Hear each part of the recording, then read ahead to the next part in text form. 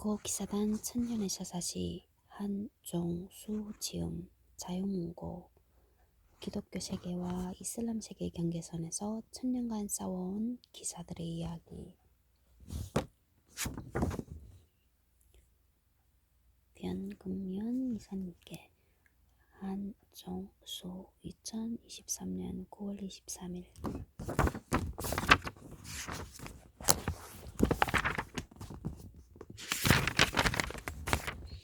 575페이지 역대 총장 명단 10. 1190년부터 1192년까지 가르니에드 나블로스 국적 프랑스 비고 아르수프 전투에서 결정적인 역할을 함. 11. 1192부터 1202까지 고프리드 돈존 프랑스 12. 1202부터 1206 알폰소드 포르투갈 국적 포르투갈 왕자 출신 비고 13. 1206부터 1207 지오프리레라트 프랑스 14. 1207부터 1228까지 가랑드 몬타규 프랑스 15. 1228부터 1231까지 베르나르드 서시 프랑스 16. 1231부터 1236까지 구에린 레브룬 프랑스 17. 1236부터 1239까지 베르나르드 콤프 프랑스 18. 1239부터 1242까지 피에르 드 비알 프랑스 19. 1242부터 1258까지 기욤 드 샤토뉴 프랑스 라포비 전투에서 포로가 됨.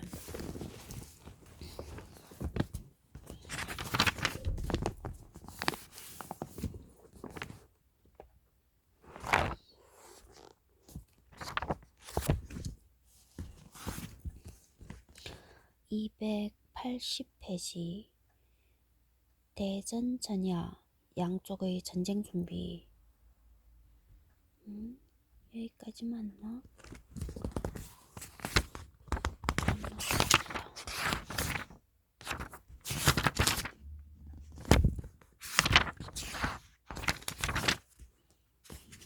281페이지 그림. 방어 준비를 하고 있는 더뷰숑 총장을 묘사한 그림. 더뷰 읽었는 것 같은데 왜? 잠깐만. 대전 전야 양쪽의 전쟁 준비. 1423년 프랑스 귀족의 다섯째 아들로 태어난 1423년생이네. 1423년생 280페이지. 도뷰송은 상속을 받을 수 없는 위치였기에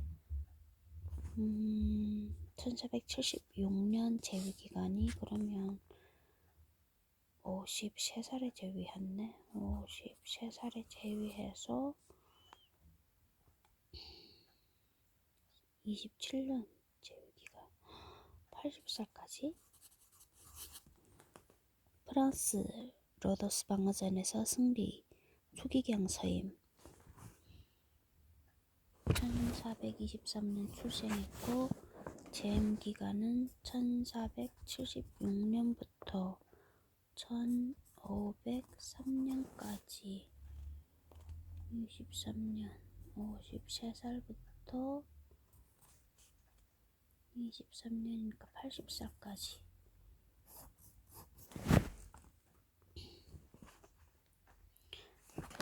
576페이지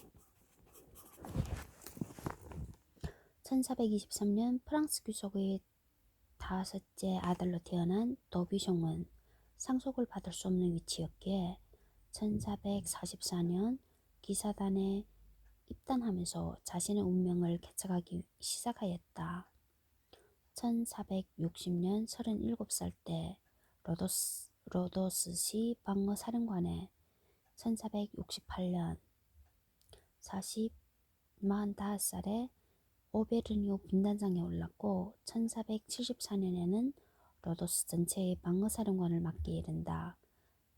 51살에 그는 기사들에게 신뢰를 얻고 있었고 전략적 시야도 남달랐을 뿐 아니라 당시 유럽을 풍미하고 있던 르네상스에도 조예가 깊어서 말 그대로 문물을 두루 갖춘 인물이었다.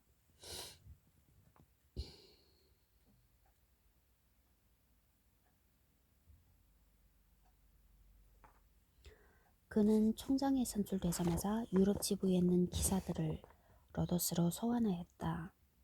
그 다음 해인 그는 총장에 선출되자마자 76년에 그러니까 총장이 됐어. 1476년 53살에 그 다음 해인 1477년에는 군함을 정비하고 탄약과 식량을 비축하기 시작하였다. 1479년에는 프랑스 왕 루이 11세와 교황 식스투스 4세가 8천 두카토의 군자금을 보내주었다. 어이없게도 프랑스 지부는 송금을 차일피일 미루면서 미적거리는 추태를 보였고 참다 못한 도비종 총장은 자신이 프랑스 출신임에도 프랑스 지부의 기사들을 모두 퇴출시키는 강경한 조치를 취하였다. 변방인 아일랜드 지부도 말썽을 부렸다. 아일랜드 지부도 말썽을 부리고 그 다음에 프랑스 지부는 송금을 차일피일 미루는 추태를 보였고 아일랜드 지부장 제임스 키팅은 영국 왕실과 결탁하여 사실상 로더스 본부와 상관없는 독립군주 같은 행동을 했고 로더스에 아무런 기여도 하지 않았던 것이다.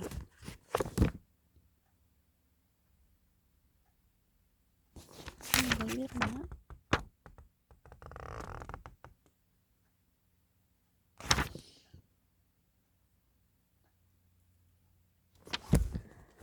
하지만 도비송 총장은 너무 먼 아일랜드까지 손을 뻗치지 못했다. 이에 대한 해석 281페이지 로더스 공방전이 끝난 1482년 그럼 몇 살이가? 1423년생이니까 1423년생이니까 59살이네. 총장이 된 지 76년이니까 6년 뒤. 로더스 공방전이 끝난 1482년 도비숑 총장은 아일랜드 지부장 교체를 시도하여 새 지부장을 현지로 보냈지만 실패하고 말았다. 실패했어? 유능한 외교가이기도 한 그는 알렉산드리아에 기사단 장관을 설치할 정도로 맘루크와의 우호를 더욱 굳게 다졌다. 튀니지와도 우호 관계를 수립하여 그곳에서 밀을 수입하였는데 이렇게 그는 후방에서 공격을 받지 않도록 모든 노력을 기울였다. 도비숑 총장은 인제 스카우트에도 신경을 썼다. 그가 데려온 대표적인 인물은 독일의 화포 전문가인 요하니스 베르거였다. 거금 80플로린에 고용되어 로더스로 온 베르거는 귀중한 자문을 제공하여 성의 방어에 큰 공헌을 하였다. 방어 준비를 하고 있는 도비숑 총장을 묘사한 그림. 도비숑은 그의 자문을 반영하여 방어 체계를 더욱 보강하였다. 성벽의 두께는 평균 5m였고 두껍네. 심지어 12m에 달하는 곳도 있었다. 와. 해자 바깥에도 보호장벽을 쌓았다. 해자 바깥에 또 보호장벽이 있어? 그러면 그가 상대해야 할 거대한 적인 메메드 2세는 그동안 무엇을 하고 있었는가? 메메드 2세는 자신을 로마의 황제로 여기고 있었다. 그래서 동방 정교회의 총대주교 임명은 물론 십자가 휘장도 직접 하사하는 독특한 면모를 보였는데 언젠가는 로마를 정복하고 새로운 로마 제국을 건설하고자 하였다. 그런데 이미 여러 번 현실화되었기에 반오스만 포위망은 언제든지 다시 등장할 수 있었고 그 근거지가 될 로도스는 제거해야 할 존재였다. 메메드는 그 포위망의 하나가 될 베네치아부터 처리하였다. 오랜 담판 끝에 1479년이면 도비숑이 총장이 된 지 3년 후네. 6월 25일 베네치아와 평화조약을 체결하였다. 그 내용은 오스만 제국이 이미 정복한 에게해의 섬들과 알바니아를 베네치아가 기정사실로 인정하고 대신 베네치아령인 달마티아의 안전을 보장하며 무역상의 특권을 회복시켜준다는 내용이었다. 이로써 오스만은 로도스를 공격할 때 베네치아의 지원을 배제시킬 수 있게 되었다. 이때 로도스에 체류하면서 성벽 건설과 화포 제작에 한몫을 했던 독일 마이센 출신의 게오르거라는 인물이 거금에 혹하여 콘스탄티노플로 와서 로도스 방어시설에 대한 정보를 제공하였다. 또한 로도스 출신의 귀족인 안토니오스 멜리카라스는 섬의 주인이 되겠다는 욕심으로 이런저런 정보를 제공하면서 로도스 공격을 부추겼다.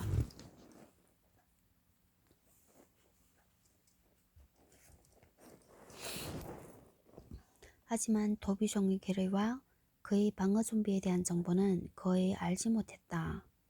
따라서 메메드 2세와 공정의 측근들은 낙관적인 분위기에 젖어들 수밖에 없었고 병가의 금기인 적을 가볍게 보는 치명적인 실수를 저지르고 말았다. 그들은 로도스뿐 아니라 이탈리아 본토에 교두보까지 마련한다는 거대한 원전 계획을 세웠다. 젊은 시절에는 친정을 즐겼던 메메드 2세였지만 거의 50대에 접어들었고 그 누구야? 도뷔숑 총장하고 나이가 비슷하네. 몸 조금 작네. 몸 상태가 그리 좋지 않았기에 2명의 대신을 대리인으로 선정하여 원정을 맡겼다. 로도스 공략은 동로마 황족 출신인 와지르이 여기에 대한 해석 와지루 재상 또는 장관 283페이지 로도스 공략은 동로마 황족 출신인 와지르인 메시 팔레올로구스 파샤가 사령관을 맡았는데 동방 정교 신자라는 점이 발탁의 중요한 원인이 되었다. 로도스 주민들은 대부분 동방 정교회 신자들이었기에 기사단과 주민들 간의 유대를 무너뜨릴 수 있는 적임자로 보았던 것이다. 이탈리아 공격은 해군 사령관인 게딕 아흐메드 파샤의 몫이 되었다. 둘 중 메시 팔레올로고스 파샤가 먼저 로도스를 치고 2달 정도 후 게딕 아흐메드 파샤의 군대가 이탈리아로 출발한 다음 교두보를 마련한다는 계획이었다. 그 사이 로도스를 함락시킨 메시 팔레올로고스 파샤가 이탈리아에 합류한다는 장대한 작전이었는데 이는 메메드 2세의 마지막 정복 전쟁이기도 하였다. 282페이지 그림 베네치아의 화가 젠틸레 벨리니가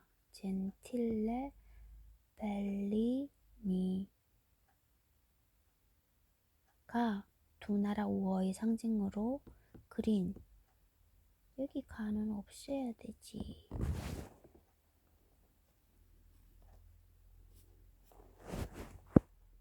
두 나라 우호의 상징으로 그린 메메드 2세의 초장화 그려진 해는 1480년이었다.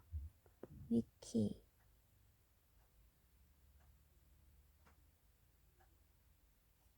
하디란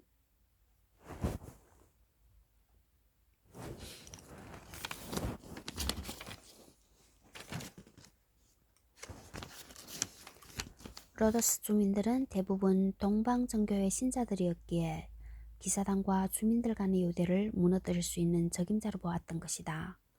이탈리아 공격은 해군 사령관인 게딕 아흐메드 파샤의 몫이 되었다. 둘중 메시 팔레올로구스 파샤가 먼저 로도스를 치고 2달 정도 후 게딕 아흐메드 파샤의 군대가 이탈리아로 출발한 다음 교두보를 마련한다는 계획이었다. 그 사이 로도스를 함락시킨 메시 팔레올로구스 파샤가 이탈리아에 합류한다는 장대한 작전이었는데 이는 메메드 2세의 마지막 정복 전쟁이기도 하였다.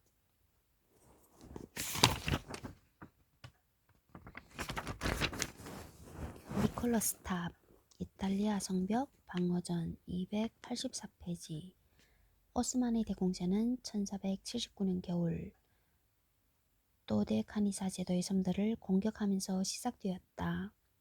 약탈과 사륙이 벌어졌을 뿐 아니라 심지어 로도스에 상륙하기까지 하였다. 하지만 도비숑 총장은 당황하지 않았다.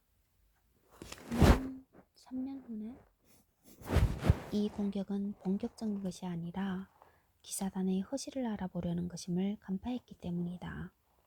그는 오스만의 진짜 공격은 다음 해봄에 시작될 것이라고 확신했고 그에 따라 모든 준비를 진행시켰다. 그의 예상은 정확하였다. 메메드 2세는 그 겨울 동안 병력과 식량, 함선을 모으기 시작했던 것이다. 도비송은 1480년 봄에 시골에 사는 로도스 주민들을 모두 성내로 이주시키고 미처 수확하지 못한 작물은 전부 없애도록 하였다. 또한 식량과 보급품 비축을 더욱 늘림으로써 완벽한 견벽청야 작전을 시작하였다.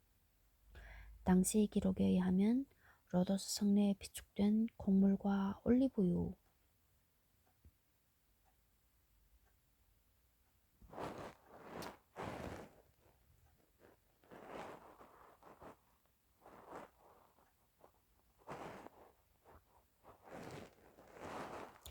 포도주와 소금에 절인 고기, 버터와 치즈는 2년 동안 버틸 수 있을 정도였다고 한다.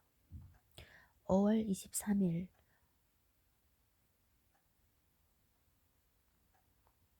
오스만에 대한 함대가 외해에 나타났다.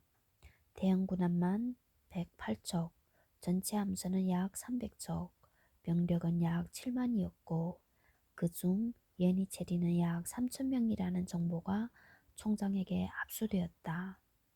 나머지는 아나톨리아와 아라비아 등 제국 각지에서 모은 각지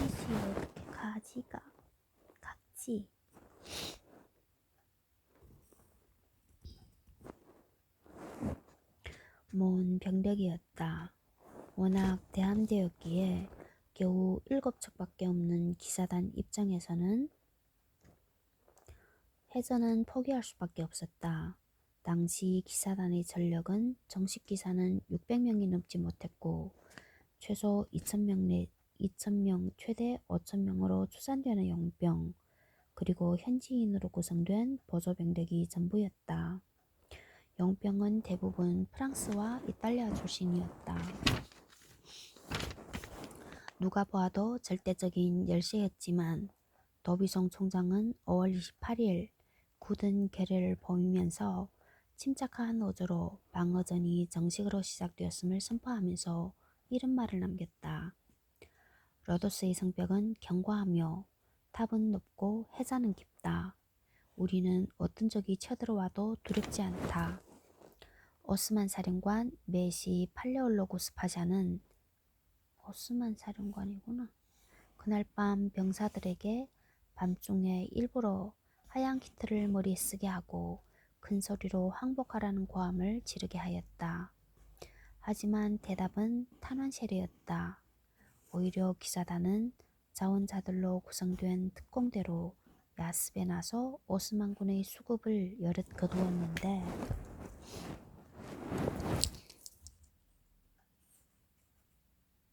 안타깝게도 선두에 서서 용감히 싸우던 카탈로니아 출신의 기사 페드로 데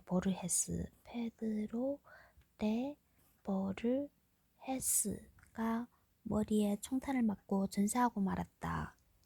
그는 로더스 공방전에서 첫 번째로 희생된 기사로 역사에 남았는데 불행 중 다행으로 그의 시신은 동료 기사들이 거두어 성내로 가져올 수 있었고 정성을 다한 장례가 거행되었다. 5월 29일 새벽 공방전이 본격적으로 시작되었다. 오스만군은 성 니콜라스 탑 쪽으로 산문의 거대한 공성포를 설치하였다. 오스만군의 포격은 9개의 탑과 성 안의 도로 그리고 총장의 궁전을 파손시켰지만 기사들의 투지에는 별다른 영향을 주지 못했다. 다음 날 가벼운 희극이 벌어졌다. 게오르그가 총장 궁전 쪽의 해자 앞에 나타나더니 총장과의 면담을 요청했기 때문이다. 무시할 수 없는 인물이었기에 기사들은 그를 총장에게 데리고 갔다. 게오르그는 위풍당당한 체구에다가 언변에도 품격이 느껴지는 인물이었다. 로더스 주민들은 몰려와 그를 둘러쌌다. 총장을 만난 그는 콘스탄티노플에 몇 년 동안 있었고 술탄으로부터 항복을 권유하라는 명령을 받았지만 다시 그리스도교로 돌아오려 한다고 고해성사를 하였다. 그리고는 병력은 17만이고 길이가 7m나 되는 거포가 16문, 초대형 박격포가 6문, 그 외에도 많은 소형 대포가 있다며 오스만군에 대한 정보를 전해주었다. 물론 상당한 과장이 가미된 정보였다. 가장 소름 끼치는 정보는 오스만군이 8,000개의 뾰족한 말뚝을 준비했다는 것인데 물론 기사단이 항복하지 않으면 모조리 여기에 꽂아 죽이겠다는 의미였다. 기사들의 의견은 당연하지만 둘로 갈라졌다. 한쪽은 그가 숨은 애인이니 믿어야 한다는 것이었고 다른 한쪽은 술탄이 보낸 첩자라고 여겼다. 더비숑 총장은 그를 믿는 쪽을 선택하고 성내에서 자유롭게 움직일 수 있게 해주었다. 단 6명의 기사가 그를 보호하는 조건이었다. 물론 사실상의 감시도 겸하는 것이었다. 286페이지 그림 현재의 니콜라스 탑.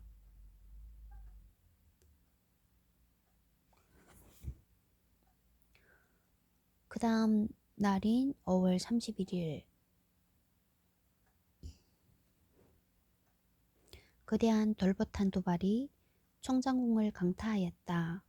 대리석 기둥과 천장이 파손되고 총장의 술통이 떨어져 포도주가 쏟아져 내렸지만 다행히 총장은 전방 시차를 나간 상황이라 아무런 부상도 입지 않았다. 총장궁의 파손도 대수로운 것은 아니었다. 오스만군의 첫 번째 공격 목표는 상항과 군항을 가르는 가느다란 방파제 끝에 솟아있는 성 니콜라스 탑이었다. 이곳을 제압해야 포유의 가장 첫 번째 조건인 외부와의 연계 차단, 즉 항구의 봉쇄가 가능하기 때문이었다. 오스만군은 보름 동안 300발이 넘는 포탄을 니콜라스 탑에 명중시켰다. 당연히 충격이 누적되었지만 이를 감안하고 만든 요새는 버텨냈다. 게오르그가 준 정보에 의하면 대포의 구경은 30에서 33cm이며 돌포탄의 무게는 최소 60kg에서 최대 115kg 정도였다. 하지만 당시 대포는 하루에 최대 발사량이 14발에 불과했으므로 기사들은 한숨 돌릴 여유가 있었다. 당시 니콜라스 탑을 지키던 기사들의 대장은 33년 후 총장에 당선되는 파브리치오 델 카레토였다. 파브리치오 델 카레토에 대한 해석 287페이지 파브리치오 델 카레토는 시오노 나나미의 로도섬 공방전의 주인공 안토니오 델 카레토의 숙부이기도 하다. 하지만 폭격은 무려 15일이나 계속되었다. 명종탄만도 300발이 넘어가면서 단단한 니콜라스 요새도 만신창이가 되었다. 이렇게 되자 일부 기사들은 요새를 포기하고 철수시켜 병력을 보전하자고 주장하였다. 하지만 도비종 총장은 요새의 전략적 가치 때문에 포기하지 않고 카레토에게 사수명령을 내렸다. 그리고는 참호를 통해 1000명이 넘는 기술자와 노동자를 니콜라스 요새로 보내 보수하도록 하였다. 또한 화공선을 준비하여 바다 쪽으로의 공격에도 대비했고 총장이 직접 요새로 가서 화포를 재배치하는 지시를 내리는 등 솔선수범하자 수비대의 사기는 회복되었다. 오스만군은 포격으로 만족할 만한 성과를 거두지 못하자 6월 9일부터 보병을 동원한 공격에 나섰다. 이날 새벽 병력을 태운 가득이지 어떻게 가든이야. 가득.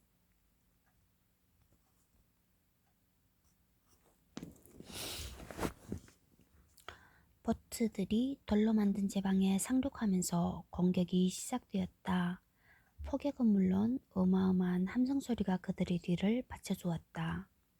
하지만 그들이 상륙할 공간은 너무 좁았고 기사단의 화기와 활, 석궁, 세례, 그리고 그리스의 불을 얻어맞고 700명의 전사자만 남기고 완전히 실패하고 말았다.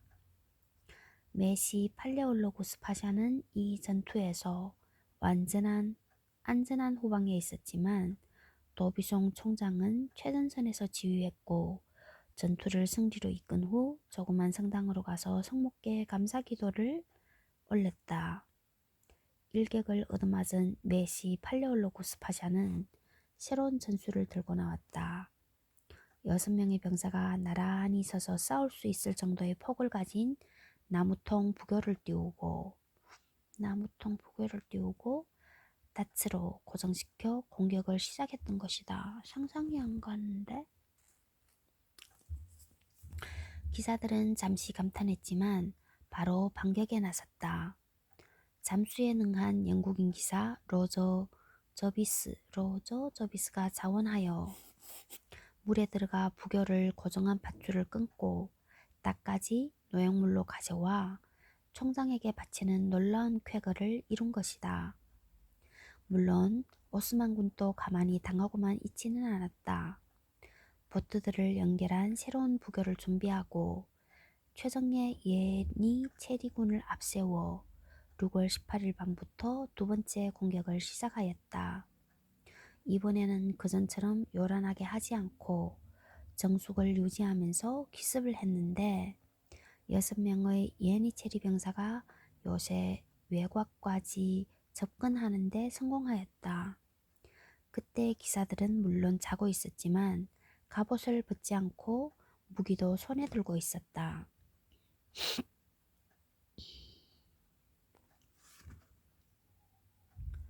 보초가 경보를 울리자 카레토를 비롯한 기사들은 바로 제자리로 돌아갔고 프랑스어 구역의 성벽과 총장 궁전에서는 포탄이 날아가기 시작하였다. 포탄 한 발이 부교를 두 동강 내면서 그 위에 있던 예니체리 병사들이 바다에 빠져버렸다. 하지만 예니체리는 오스만군 중 최정예답게 투지를 잃지 않고 진영을 유지하면서 다시 공격에 나섰다. 치열한 육박전이 벌어졌는데 아무래도 갑옷을 입은 기사들 쪽이 유리할 수밖에 없었다. 289페이지 예니체리 군단.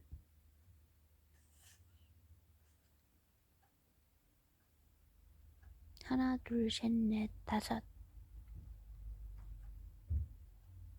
칼은 아랍인들이 쓰는 완도 같고 이 사람은 머리에 깃털을 이렇게 하고 있나? 사람마다 머리에 이건 뭐야? 전쟁인데 이게 불편하지 않을까?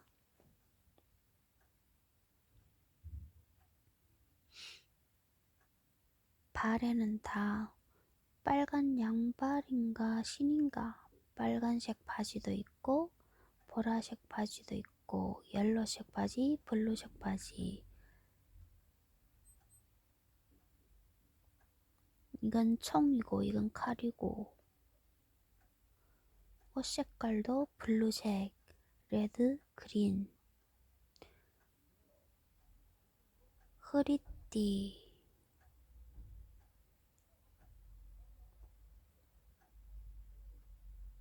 이건 무슨 빗자루 같은데? 머리에 한 개. 이거는 뭐야 이렇게 여우꼬리 같고. 이 사람은 뭐야 이거? 깃털로 만든 것 같은데? 근데 여기 보석도 이렇게 镶嵌해 있고. 수염. 이 사람은 수염 있는데 이 사람은 검은 수염. 이 사람은 갈색 수염. 이 두 사람은 수염이 짧아. 머리에 흰 두건을 하고.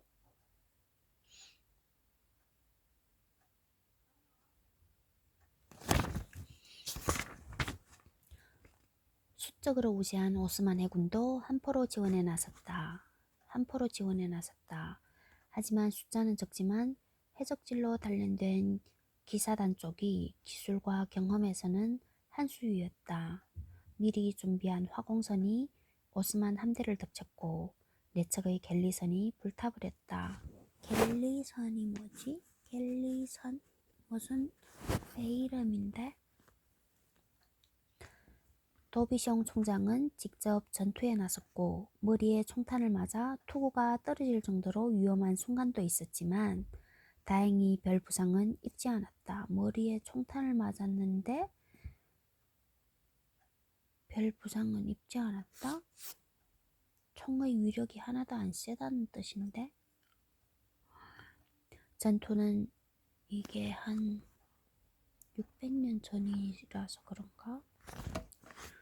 총은 언제 나왔지? 그때 총이 왜 있었어? 총의 발명 한번 찾아봐야 되겠다. 전투는 10시간 넘게 계속되었고 승리는 기사단의 것이었다. 오스만군의 전사자는 2,500명이었고 기사들 중의 전사자는 12명. 물론 용병과 보조병도 많이 희생되었겠지만 정확한 숫자는 알 길이 없다. 290페이지. 장기화되는 공방전.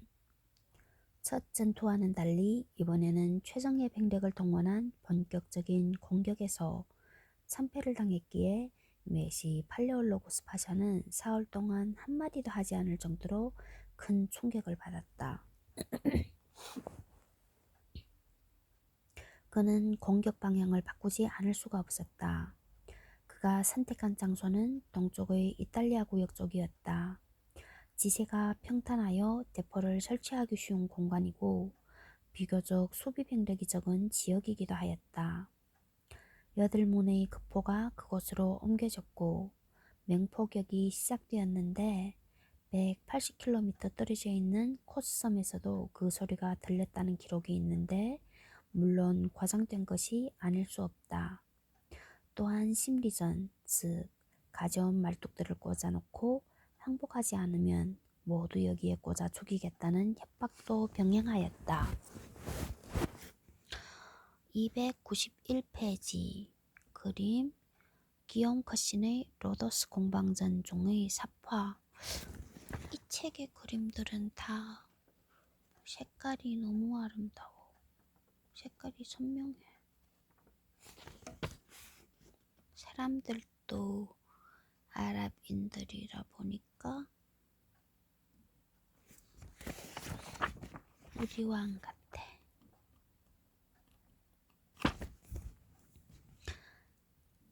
이런 포격으로 당연히 성벽이 여기저기 파손될 수밖에 없었는데 도비숑 총장은 직접 현장에 와서 살펴보고는 야간을 이용하여 인력을 동원해 수리를 하도록 지시하였다. 동원 인력 중에는 부녀자들까지 포함되어 있었다고 한다. 자재로는 단순히 돌덩어리만 쓴 것이 아니고 돌포탄의 파괴력을 완화시키는 효과를 지닌 진흙 주머니도 사용하였다. 성벽 수리에 그치지 않고 성 내부에 또 하나의 해자를 팠는데 이 공사에는 총장 이하 기사단의 고관들, 성직자와 수도자, 상인, 시민은 물론 여자와 아이들까지 어린이들까지 참여하였다. 모두 한 배에 탄 공동 운명체라는 사실을 깨달았기 때문이다. 기욤 컷신의 로도스 공방전중의 사파 291페이지. 여기서 보면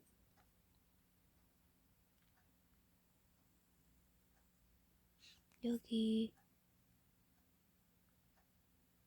달, 별 모양 국장인가? 영문으로 바하 아니 BA CMA인가? 아니면 CHA인가? 그 다음에 여기 아랍인들이 쓰는 머리에 두르는 거 이거 수건 노란색도 있고 흰색도 있고 그리고 이거는 뭐 이거 활이다. 활이고 그리고 옷 입은 게 베스트 같은 거고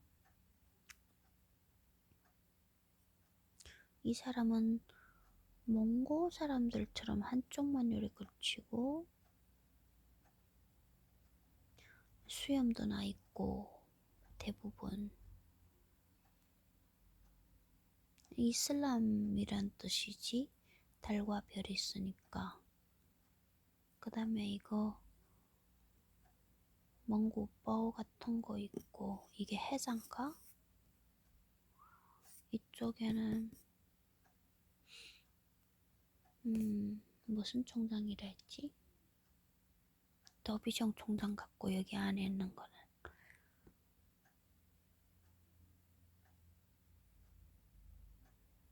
거는 여기 건물이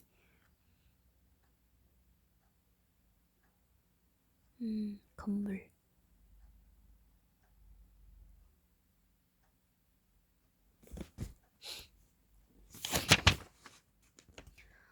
로더스 주민들의 사기를 떨어뜨리기 위해 오스만군은 성벽뿐 아니라 그 주구에도 포격을 가하기 시작하였다. 이 임무는 대형 박격포가 맡았는데 원형을 그리며 날아가므로 원형을 그리며 날아가? 그럼 이렇게 간단 말이야? 8m 높이의 성벽을 넘을 수 있기 때문이었다. 8m 3층? 하지만 정확도는 아주 낮았다. 지휘에 바쁜 도비종 총장이었지만 노약자들은 지하실에 숨도록 하는 등 주민들의 안전에도 신경을 썼다. 파샤는 포대를 고지대로 옮겨 파괴력을 높이고 소이탄과 불화살로 화재를 일으키려 하였다. 하지만 용의 주도한 도비종 총장은 미리 훈련시켜둔 소방대를 투입하여 이 시도도 물거품으로 만들었다. 오스만은 이와 별도로 이탈리아 구역 성벽 앞에 공격용 참호를 파고 토산을 쌓기 시작하였다. 그 작업은 무려 38일 동안이나 계속되었다. 물론 이 작업이 완성된 후에 총 공격이 시작될 예정이었다. 이때 신성 로마 제국의 황제 프리드리히 3세로부터 서신이 도착하였다. 그 내용은 오스만군이 해자를 메우기 위해 엄청난 양의 석재를 모으고 있으며 이탈리아 성벽 쪽의 공격과는 별도로 갱도를 파고 있으니 조심하라는 것이었다. 도비종 총장은 게오르그를 불러 투석기로 오스만군 진영을 공격하라고 명했지만 이게 오스만군이구나. 오스만군.